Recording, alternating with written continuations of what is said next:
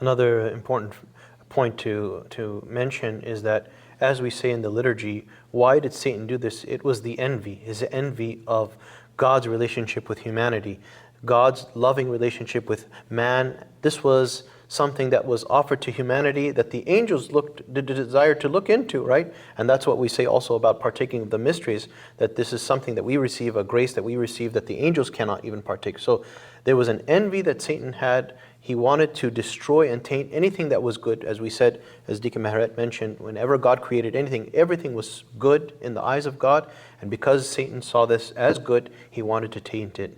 And, in a sense, though, I want to touch on a little point. We were created in God's image and likeness. So what is the difference in the image and likeness that we were created in, and then what was at stake? What did God want to take us to? So the Bible tells us we're created in God's image. Even after the fall, this is still present. We find later in the later chapters of Genesis, when murder occurred, God now demands punishment because man was created in the image of God. This image was tainted. The image that of man in its relation to God is because everything was created through the Word, who is the image of God Himself.